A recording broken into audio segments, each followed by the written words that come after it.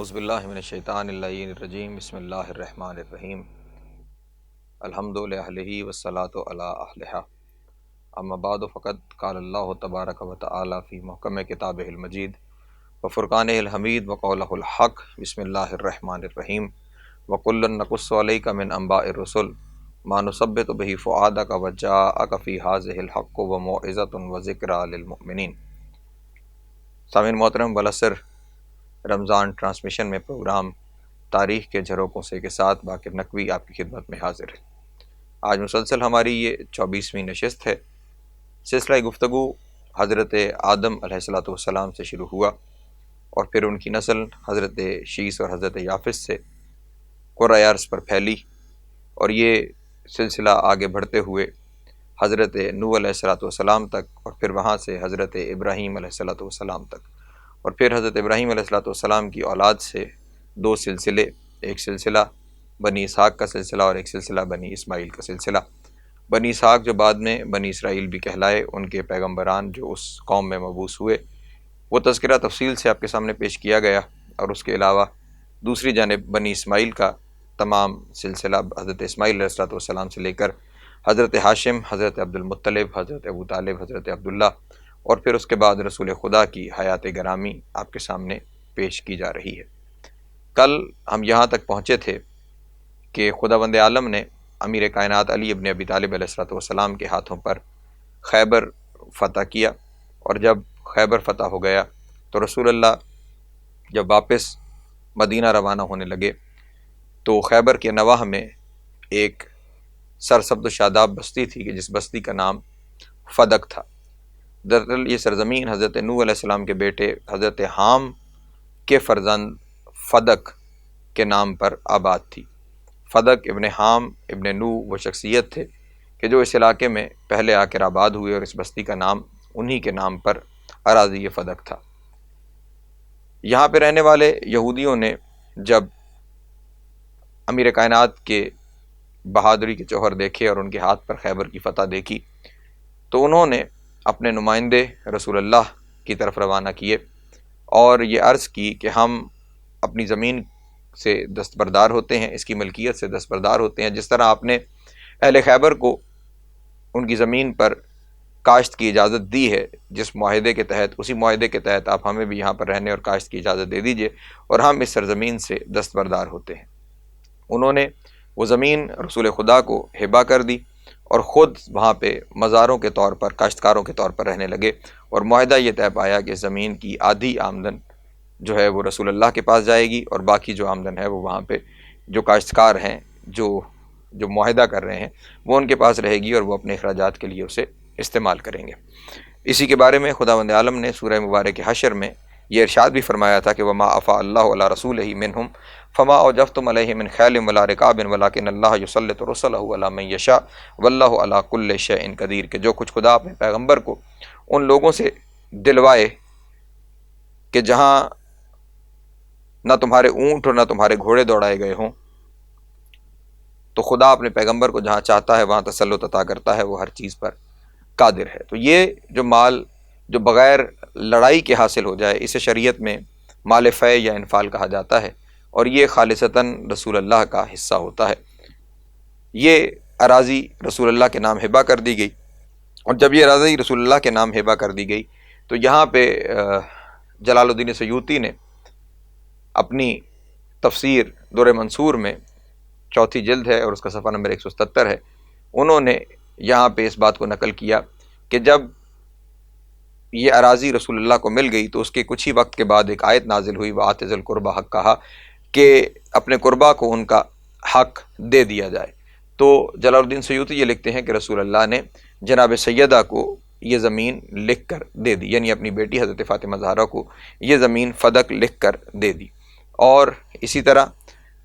حضرت ابو سعید خضری سے بھی یہ روایت موجود ہے کہ وہ بھی یہ فرماتے ہیں کہ جب یہ آیت نازل ہوئی تو رسول اللہ نے اپنی شہزادی حضرت فاطمہ زہرا کو بلایا اور یہ فدق اپنی بیٹی کو دے دیا۔ اب وہاں پہ جو لوگ کام کر رہے تھے وہ جناب سیدہ کے مزاروں کے طور پر کام کر رہے تھے، اور یہ اسی طرح کا معاملہ رہا جب تک رسول اللہ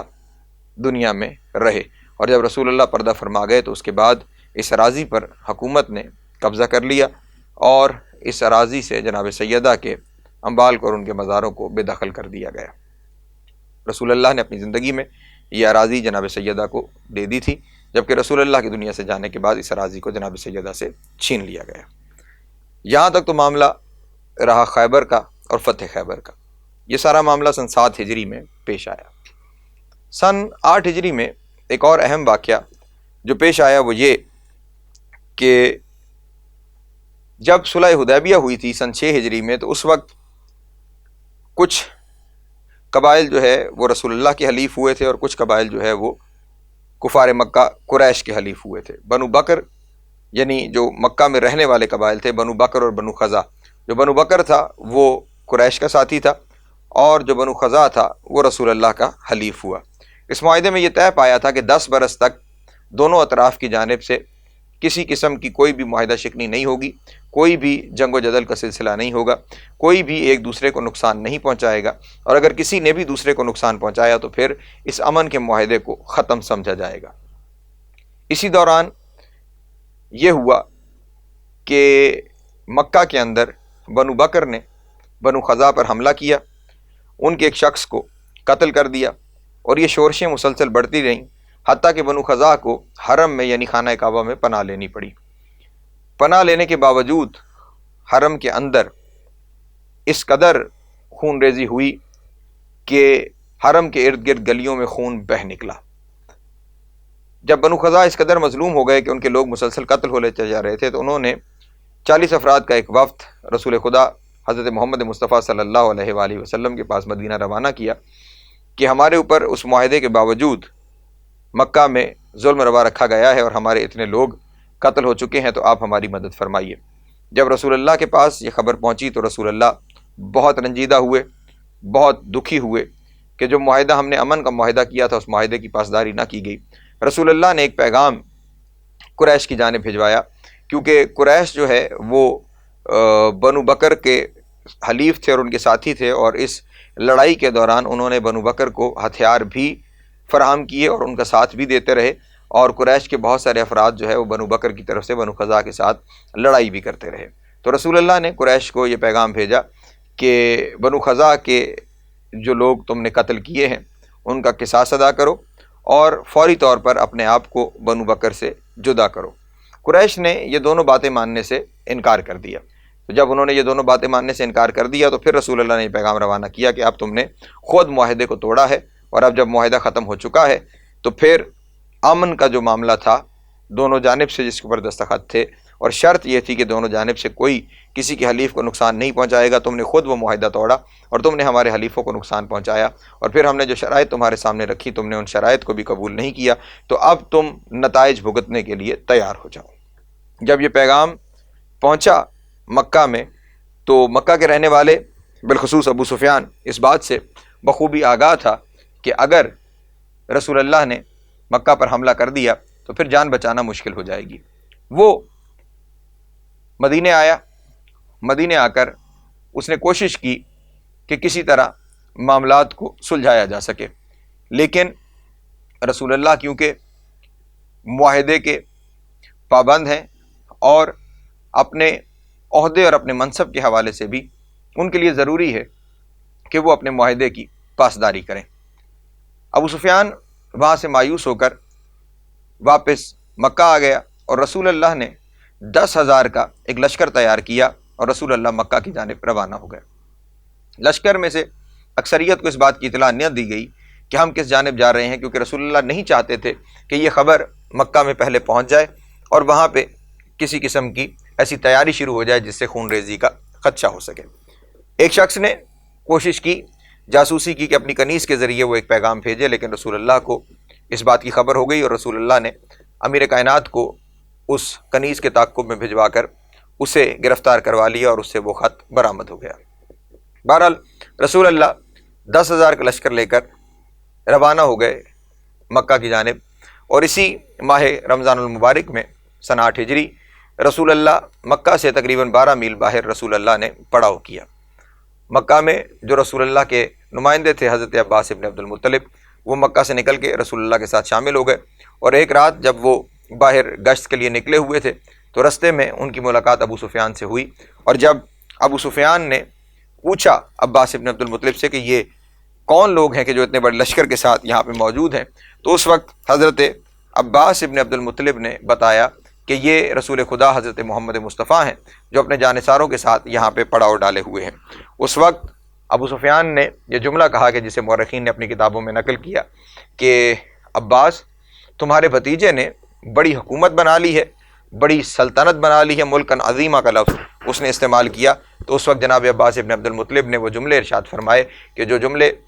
تاریخ میں سنہری حروف سے لکھے گئے، فرمایا انہ لیس بالملک انما ہی النبوۃ، فرمایا سنو، یہ جو کچھ تمہیں نظر آ رہا ہے یہ حکومت نہیں ہے، یہ نبوت ہے، یہ رسالت ہے۔ یعنی یہاں پہ اس وقت جتنے لوگ رسول اللہ کے ساتھ آئے ہوئے ہیں وہ کسی حکومت کے فوجی یا اہلکار بن کے نہیں آئے ہوئے، بلکہ وہ شمع رسالت کے پروانے ہیں، وہ رسول پر اپنی جان نچھاور کرنے والے ہیں، وہ یہاں پر اپنا دینی فریضہ سر انجام دینے آئے ہیں، نہ کہ کسی حکومت کی خاطر کوئی تنخواہ اور کوئی پیسہ لینے کے لیے۔ ابو سفیان کو رسول اللہ کے سامنے پیش کیا گیا اور رسول اللہ نے کہا کہ اے ابو سفیان، کیا اب بھی تمہیں کوئی شک ہے کہ خداوند عالم کے علاوہ کوئی معبود ہے؟ تو وہ کہنے لگا نہیں، اب مجھے اس بات میں کوئی شک نہیں رہ گیا، کیونکہ اگر اس کے علاوہ کوئی معبود ہوتا تو وہ آج میری مدد کرتا۔ رسول اللہ نے اگلا سوال کیا کہ کیا اب بھی تمہیں کوئی شک رہ گیا ہے کہ میں اللہ کا بھیجا ہوا رسول ہوں؟ تو اس وقت ابو سفیان نے کہا کہ ہاں، اس معاملے میں ابھی میرا دل صاف نہیں ہوا۔ یہ سننا تھا کہ حضرت عباس ابن عبد المطلب نے اسے نصیحت کرنا شروع کی، اسے تمام جانب سے سمجھایا گیا۔ تو اب یہاں پہ اردو زبان کا یہی محاورہ استعمال کروں گا کہ مرتا کیا نہ کرتا، اس نے وہاں پہ کلمہ پڑھ لیا، اور اس وقت حضرت عباس ابن عبد المطلب نے یہ سفارش کی کہ یہ شخص جاؤ حشم کا طالب ہے، اگر آپ اسے یہاں پہ کوئی مرتبہ دے دیں گے تو ہم اس کے شر سے بچ جائیں گے۔ تو اس وقت رسول اللہ نے یہ ارشاد فرمایا کہ کل جب عام معافی کا اعلان کیا جائے گا تو جو شخص خانہ کعبہ میں پناہ لے لے گا اس کے لیے بھی معافی ہوگی، جو شخص اس کے گھر میں پناہ لے لے گا اس کے لیے بھی معافی ہوگی، اور جو اپنے گھر کا دروازہ بند کر لے گا اس کے لیے بھی معافی ہوگی۔ اگلے دن رسول اللہ نے مکہ کی جانب جانا تھا۔ یہ شخص رات کو جب وہاں سے پلٹ کر واپس اپنے شہر پہنچا اور اپنے گھر گیا، اور اس نے جا کر سب کو یہی کہا کہ اس وقت بھلائی اسی میں ہے کہ سب لوگ کلمہ پڑھ لیں۔ تو اس وقت اس کی بیوی ہندا نے اعلان کرتے ہوئے کہا کہ اقتلوا ھذا الشیخ الاحمق، اس احمق بوڑھے کو قتل کر دو، یہ کس طرح کی باتیں کر رہا ہے۔ تو اس وقت ابو سفیان نے اسے سمجھایا کہ اگر آج تم نے اسلام قبول نہ کیا اور کلمہ نہ پڑھا تو پھر تمہاری گردن مار دی جائے گی، پھر تمہارے زندہ رہنے کا کوئی امکان نہیں ہے۔ بہرحال صبح کے وقت مکے والے ابھی آپس میں سوچ ہی رہے تھے، طے ہی کر رہے تھے کہ ہمیں کرنا کیا ہے، کہ پرچم اسلام مکہ میں داخل ہوا۔ حضرت سعد بن عبادہ نے علم اٹھا رکھا تھا اور وہ مکے میں داخل ہوئے، اشعار پڑھتے ہوئے، رجز پڑھتے ہوئے داخل مکہ ہوئے۔ اس وقت مکے کے بڑے بڑے سردار اپنے سر جھکائے ہوئے رسول اللہ کے سامنے کھڑے تھے، اور رسول اللہ ان سے یہ سوال کر رہے تھے کہ بتاؤ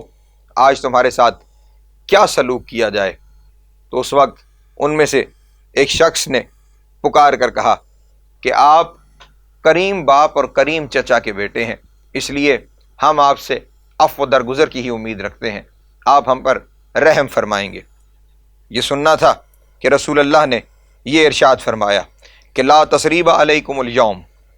اذهبوا فانتم طلقاء، آج تم سے کوئی مواخذہ نہیں کیا جائے گا، چلے جاؤ کہ آج سے ہم تمہیں آزاد کر رہے ہیں۔ اسی لیے ان آزاد کردہ غلاموں کو بھی جناب زینب سلام اللہ علیہا نے پکارتے ہوئے دربار یزید میں یہ کہا تھا یبن الطلقاء، اے آزاد کردہ لوگوں کی اولاد، یعنی وہ وقت یاد کروا رہی تھی جناب زینب دربار شام میں کہ ہمارے جد نے تو تمہیں آزاد کر دیا تھا کہ جب تمہارے شہر پر قبضہ کر لیا گیا تھا، لیکن تمہارا رویہ اس سے بالکل جدا ہے۔ بہرحال یہ عام معافی کا اعلان ہو گیا۔ کچھ لوگوں کے بارے میں رسول اللہ نے یہ ارشاد فرمایا کہ وہ اگر کعبے کے غلاف کے ساتھ چمٹے ہوئے بھی نظر آئے تو انہیں زندہ نہ چھوڑا جائے۔ کچھ لوگ قتل کیے بھی گئے اور کچھ لوگ کسی نہ کسی ہیلے بہانے سے رسول اللہ تک پہنچے اور انہوں نے رسول اللہ سے معافی طلب کی اور انہیں معاف کر دیا گیا۔ لیکن یہاں تک بھی کہا گیا جن میں حبشی وہ شخص کہ جس نے حضرت حمزہ کو نیزہ مار کے شہید کیا تھا، اسے بھی ایک شخص کے ذریعے رسول اللہ تک پہنچا کر اس کے لیے معافی طلب کی گئی، اور رسول اللہ نے اسے وہاں سے چلے جانے کا حکم دیا اور فرمایا کہ میں جب تک زندہ ہوں یہ شخص میری نگاہوں کے سامنے کبھی نہ آئے۔ بہرحال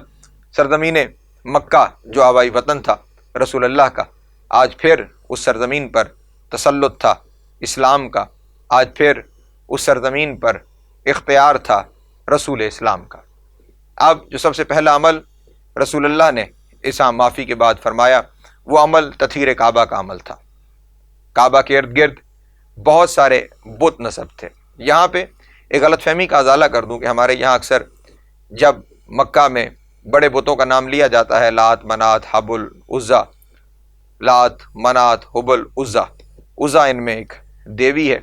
اور باقی تینوں بڑے بت ہیں، تو یہ سمجھا جاتا ہے کہ یہ سب کے سب خانہ کعبہ کے اندر نصب تھے۔ ایسا نہیں ہے۔ ان میں جو سب سے بڑا بت تھا جو لات، وہ خانہ کعبہ کے باہر ایک بلند مقام پہ نصب کیا گیا تھا۔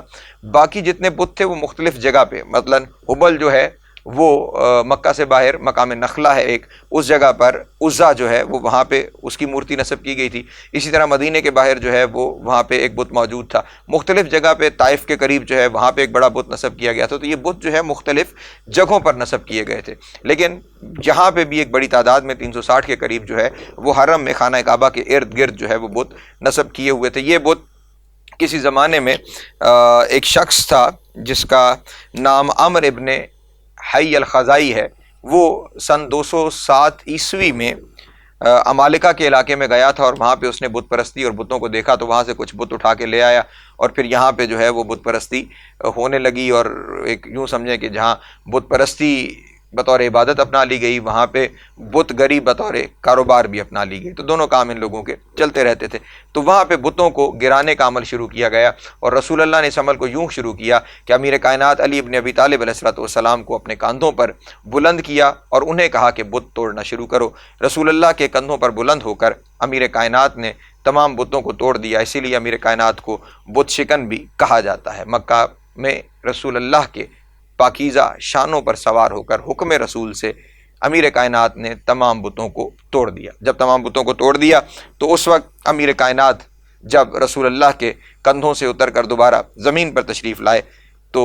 خود ہی فرمانے لگے کہ یا رسول اللہ میں اتنی بلندی سے زمین پر آیا اور مجھے کوئی چوٹ نہیں لگی، تو رسول اللہ نے ارشاد فرمایا رفعک محمدن وانزل بک جبرائیل، تمہیں رسول یعنی محمد مصطفیٰ نے بلند کیا تھا اور تمہیں جبریل نے اتارا ہے، تو پھر چوٹ کیسے لگ سکتی ہے؟ اور ساتھ ہی رسول اللہ نے یہ سوال بھی کر دیا کہ اے علی آپ تو صرف میرے کندھوں پہ موجود تھے، ایک انسان کی جتنی بلندی ہوتی ہے اتنی ہی بلندی تھی، تو آپ یہ کہہ رہے ہیں کہ میں اتنی بلندی سے نیچے آیا، تو اب کتنی بلندی تک پہنچ چکے تھے کہ آپ یہ ارشاد فرما رہے ہیں کہ میں اتنی بلندی سے نیچے آیا؟ تو اس وقت امیر کائنات نے ارشاد فرمایا کہ یا رسول اللہ اگر میں چاہتا تو میں آسمان کے کناروں کو پکڑ سکتا تھا۔ یعنی شانہ رسالت کی اس قدر بلندی کہ امیر کائنات یہ ارشاد فرما رہے ہیں کہ اگر میں چاہتا تو میں آسمان کے کناروں کو پکڑ سکتا تھا۔